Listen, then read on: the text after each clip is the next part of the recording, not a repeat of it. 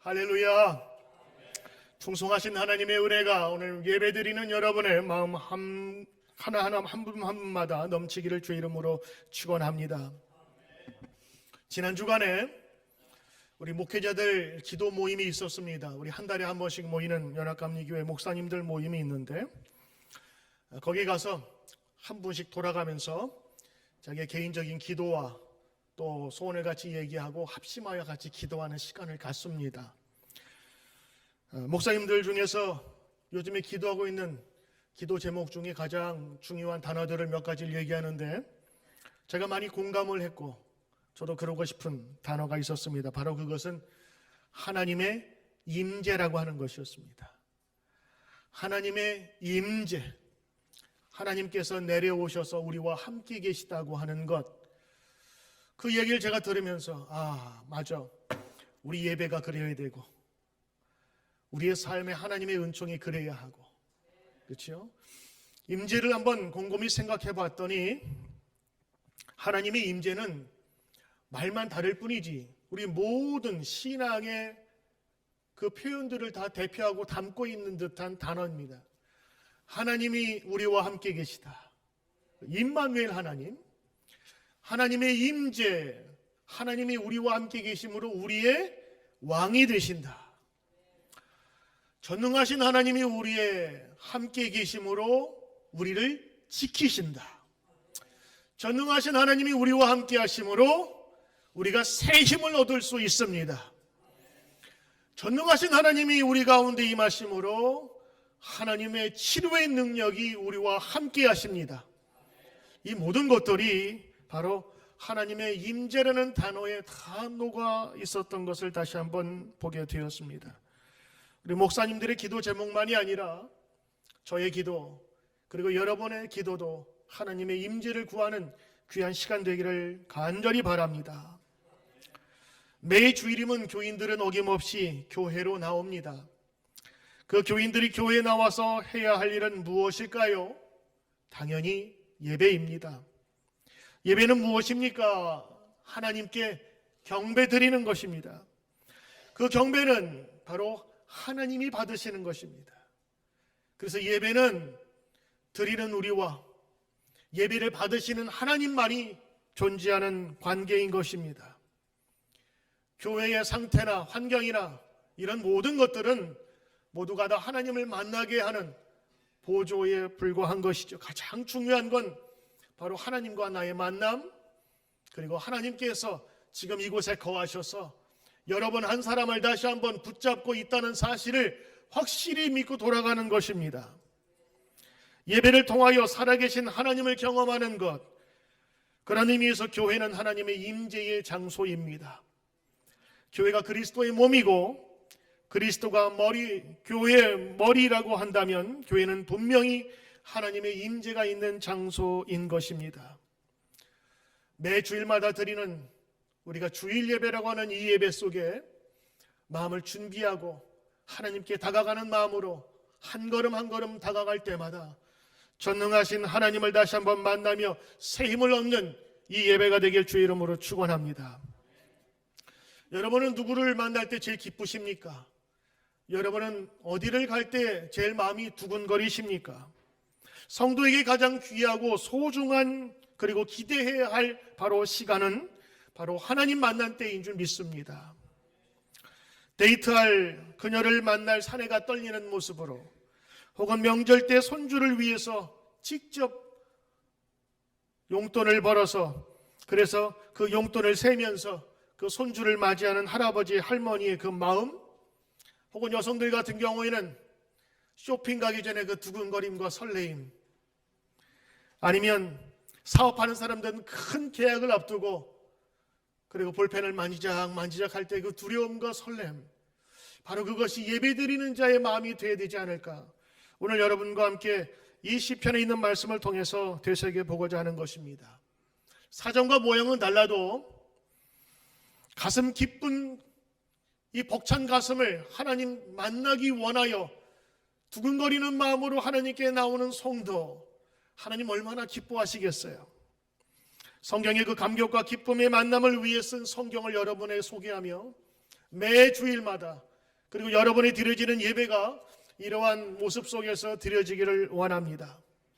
여러분이 읽으신 시편 121장, 바로 이 시편은 제목이 붙어 있습니다. 그것은 성전에 올라가는 노래입니다.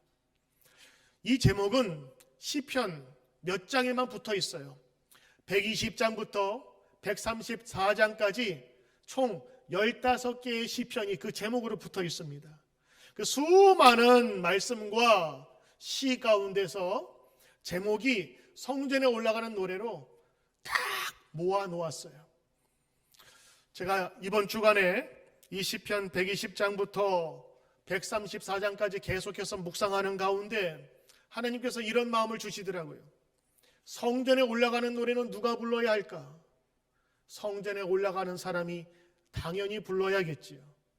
그리고 이미 부른 사람이 자기 후배나 새로 믿음을 시작한 자에게 성전에 올라갈 때는 이러한 노래를 부르며 올라가라라고 권유했을지도 모릅니다. 여러분이 읽으신 시편 121장은 성전에 올라가는 노래 중에 두 번째 노래입니다.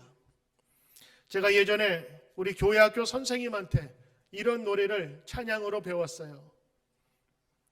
한번 다음 장 보시면, 내가 산을 향하여 눈을 들리라, 나의 도움이 어디서 올꼬, 천지 지으신 여호와 나의 왕이여, 영원 무궁히 지키시리로다.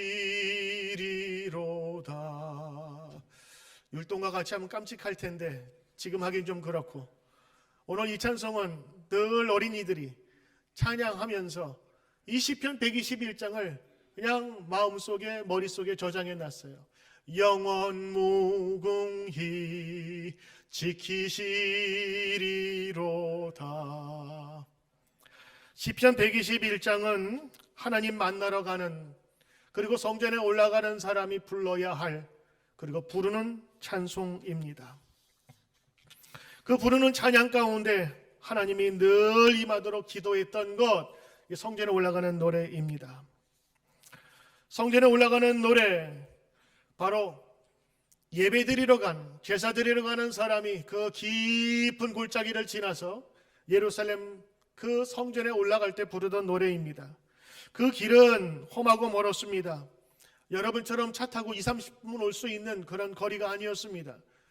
이스라엘 사람 남자들은 보통 1년에 3번 정도 무교절, 77절, 초막절에 하나님께 예배하기 위해서 예루살렘 성전에 올라갑니다.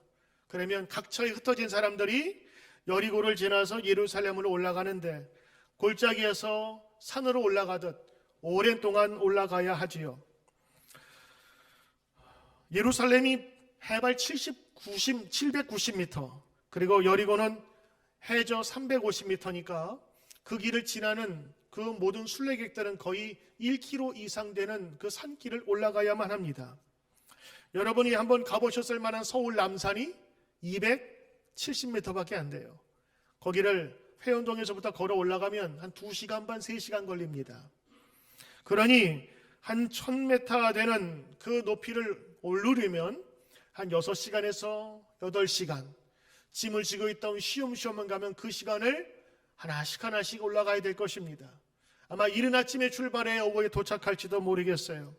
그 높은 곳을 올라가면서 하나님께 제사 드리러 갑니다, 하나님 만나러 갑니다 하면서 이 시편에 있는 말씀을 묵상하도록 아마도 제사장들이 지시하지 않았을까요? 그 받은 은혜를 함께 누리기 위하여 이 찬양을 부르며 성전에 올라가라. 그래서 그 제목이 성전에 올라가는 노래입니다.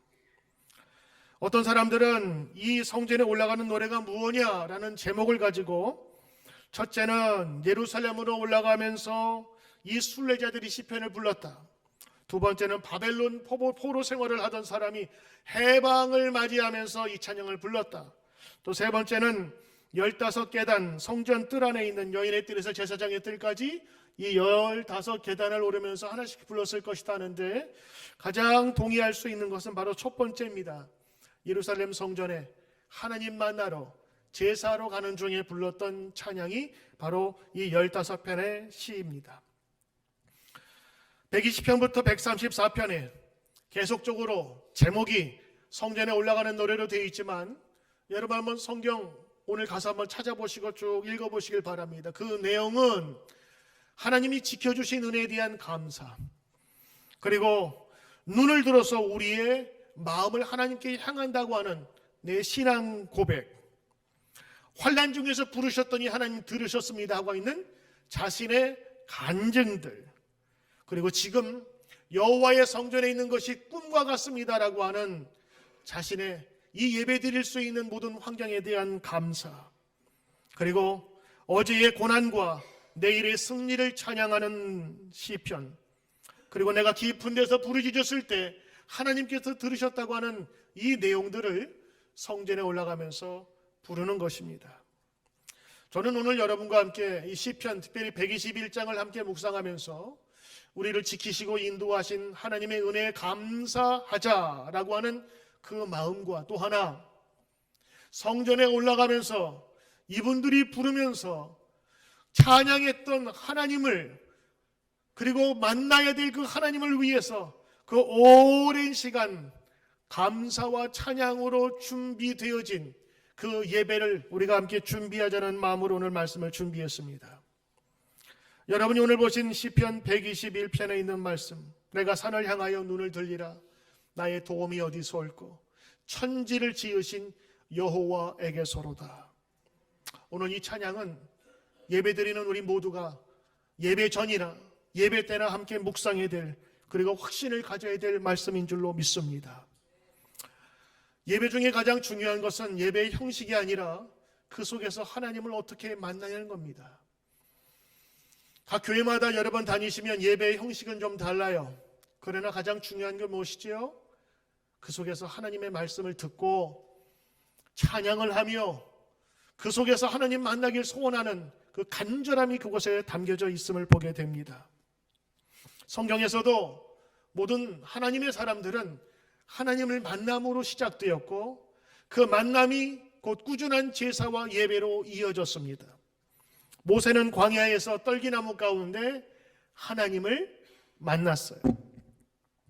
야곱은 자기 형의 그 무서운 복수를 피해서 도망가는 그 밤에 하나님 나를 다시 안전하게 돌아오시면 내가 하나님의 전을 세우겠습니다, 하나님께 내가 헌신하겠습니다라고 하는 그 약속을 하는 가운데 하나님이 야곱과 만나 주셨어요.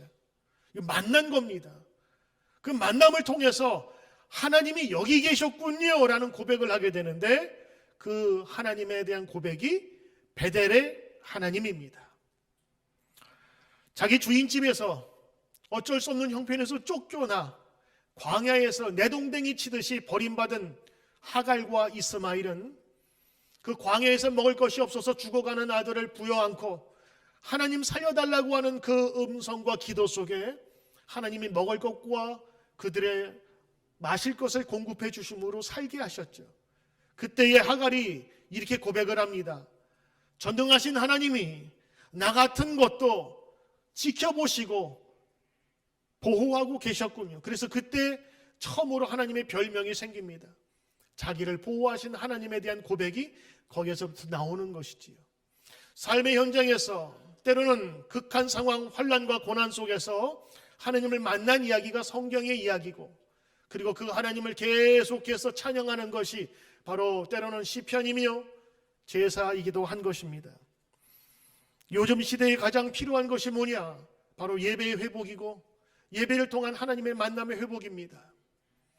대예배가 왜 대예배냐? 그러면 소예배도 있느냐? 그는 규모의 차이고 사람이 많이 모이고 차는 사이로 사람이 부르기도 하지만 예배에는 대예배가 없고 소예배가 없습니다.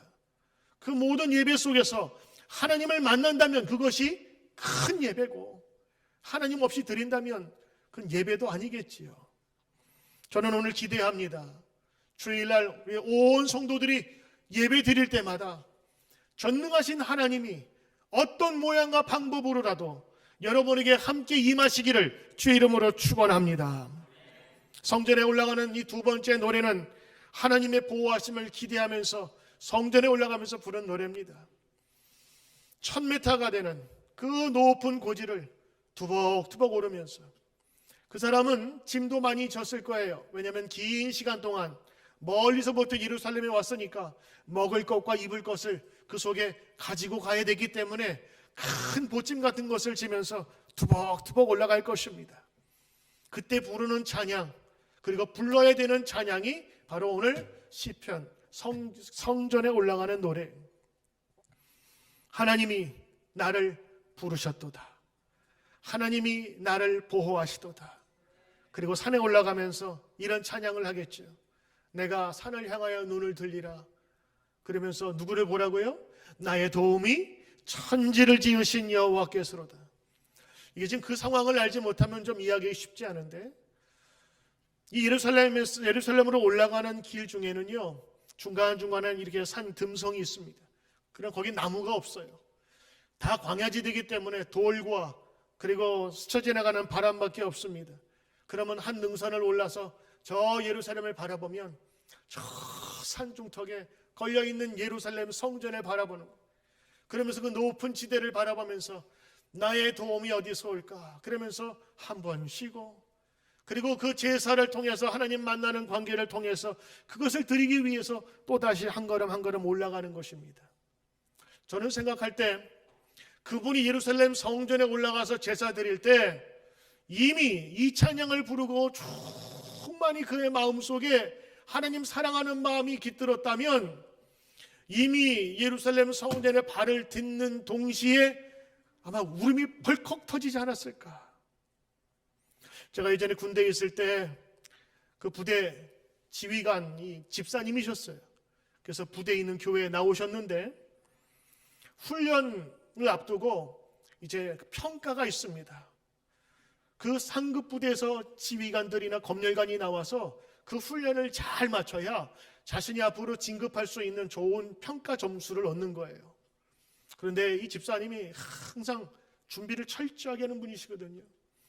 훈련을 하면서 각각의 부대를 다 다니면서 체크를 하고 점검을 하고 그러면서 열심히 훈련을 하고 그 평가날이 왔는데 평가날에 오히려 깜짝 놀랐어요. 사무실에 앉아가지고 성경만 보시고 계시더라고요. 그래서 제가 우리 위로차 지휘관에게 힘을 주기 위해서 그 사무실에 방문했는데 그냥 조용히 앉아서 사무실에 계시길래, 아니 집사님 오늘 훈련 날인데, 훈련 평가 날인데 안 가세요? 그랬더니 이 훈련 평가는 준비하는 과정이 중요하지 훈련 받는 날은 지휘관은 여기 앉아도 됩니다. 그러더라고요.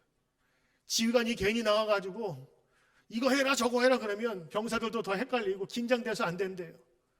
저는 그분 그 훈련 받는 그 자세를 통해서 예배도 그래야 되겠다라는 생각이 저는 들었어요. 여러분들이 주일날 와서 찬양하고 기도하고 말씀 듣는 이 예배도 중요하지만 이 예배를 위해서 준비하는 과정이 더 중요하지 않을까요?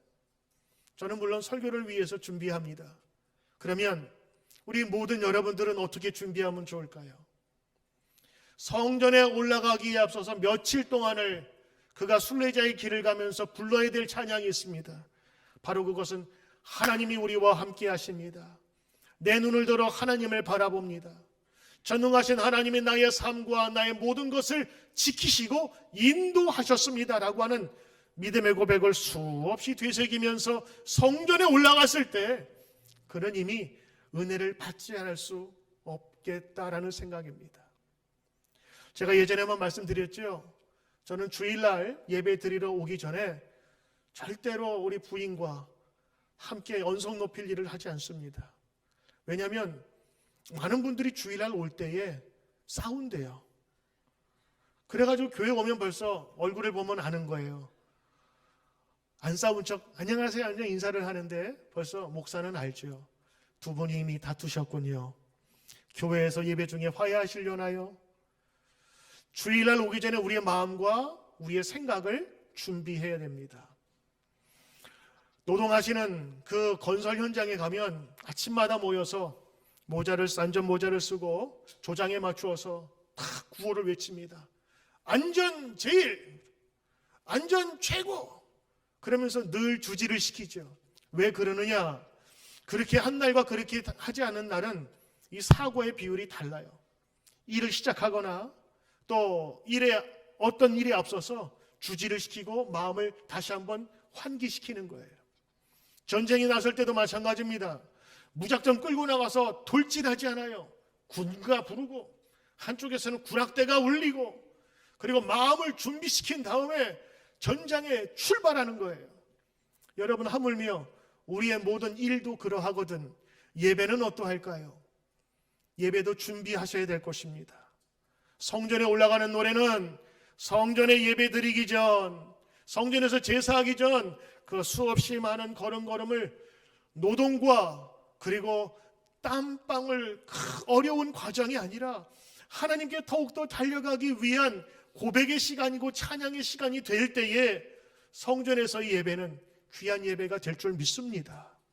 그런 의미에서 여러분들 이 주일날 오실 때에 여러분 아침에 일어나서 주일을 위해서, 예배를 위해서, 그리고 예배 중에 받을 은혜를 위해서 기도하시길 바랍니다.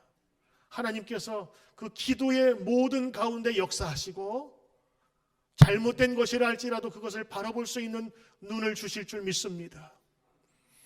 어느 집사님이 남편이 교회에 잘 안 나오셨어요. 그래서 설득하고 가서 교회에 같이 예배를 드리게 되었는데 오랜만에 남편이 교회 가니까 이 집사님이 불안하기 시작한 거예요. 하나님, 우리 남편이 오랜만에 교회 가는데 어떻게 오늘 꼭 은혜를 받게 해주세요. 목사님이 평소에 설교 잘 못하셨는데 오늘 잘하셔야 될 텐데, 오늘 밥이 좀 맛있어야 될 텐데, 오늘 사람들이 좀 이렇게 편안하게 잘 맞아줘야 될 텐데, 조금이라도 마음에 안 들면 안 될 텐데, 그러면서 염려하면서 그 남편과 함께 교회 갔대요. 그러면서 하나님, 오늘 우리 남편의 마음을 녹여주세요. 마음 오늘 열게 해주세요. 그래서 간절히 기도하면서, 다른 때는 그냥 주일이니까 이렇게 갔는데 그날은 남편하고 가니까 더욱더 간절히 그 예배를 위해서 기도하게 되더래요.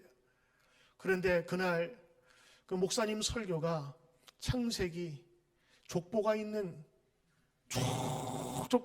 말씀을 해주시는데 누가 죽고 족보를 쭉 얘기를 하시는, 아버지, 다른 때도 아니고 남편 데려온 날 왜 저 족보 얘기를 하실까? 근데 남편이 그날 예배를 끝나고 그러는 거예요. 나 오늘 은혜 받았어. 나 다음 주부터 교회 나와야 되겠어. 아니, 오늘 족보 얘기가 어려웠을 텐데 어디서 은혜 받으셔서 그랬더니 사람이 죽고 그러는데 갑자기 그런 마음이 들더래. 나도 죽겠구나. 나도 죽기 전에 예수 잘 믿어. 그런 생각이 들었다는 거예요. 여러분, 우리가 보통 성경을 보고 누가 낳고 누가 죽고 족보 얘기하면 다 졸잖아요. 그런데 그 집사님이 남편을 위해서 기도한 거예요. 하나님, 오늘 예배를 통해 은혜 받게 해주세요. 하나님, 오늘 예배가 정말 우리 남편에게 꼭 맞는 예배가 되게 해주세요. 오늘 은혜 받지 못할 그 타이밍에도 그 남편이 은혜 받았다라는 그런 이야기예요. 저는 오늘 여러분들이 예배를 드릴 때 기대와 소망이 있었으면 좋겠습니다. 기대와 소망이 있었으면 좋겠습니다. 거저 드리는 예배가 아니라 하나님, 오늘 하나님 말씀을 나에게 주십시오. 여러분은 저한테 얘기 다 하지 않지만 여러분은 제가 얼굴을 보면 어떤 분은 근심으로 오신 분이 계세요. 어떤 분은 자녀 문제 때문에 오신 분이 계시고, 어떤 분은 부부 간의 문제로 이혼하느냐 사느냐 이런 문제로 걱정하면서 오신 분도 계시고, 멀리 떨어진 자녀들 위해서 염려하는 마음으로 오신 분들 계세요. 근데 그때 필요한 게 뭔지 아십니까? 하나님께서 분명히 주시는 말씀을 붙들고 가야 된다는 거예요. 오늘 여러분 시편 121편에 있는 말씀 한번 좀 볼까요? 내가 산을 향하여 눈을 들리라. 여러분, 산은 이스라엘 역사에 있어서 하나님의 임재가 나타나는 곳이었습니다. 모리아산, 호렙산, 갈멜산에서 하나님이 임재하셨고, 변화산에서도 예수님께서 영광스러운 가운데 변화되신 것을 우리는 보게 되었습니다. 성전으로 올라가는 사람은 눈을 들어 하나님의 임재를 바라보라고 하는 것입니다. 여러분, 마냥 산에 오르는 사람이 하나님 바라보기 쉽지 않습니다. 정말 숨이 꼴깍꼴깍 넘어갔던 그 산을 넘다 보면 하나님을 바라보기보다는 자기 쉴 곳을 먼저 찾기에 급급하지요. 그러나 이 찬양을 부르면서 한 걸음 한 걸음 올라갑니다. 내가 산을 향하여 눈을 들리라. 나의 도움이 어디서 올꼬? 그러면서 하나님 올라가면서 하나님을 찾습니다.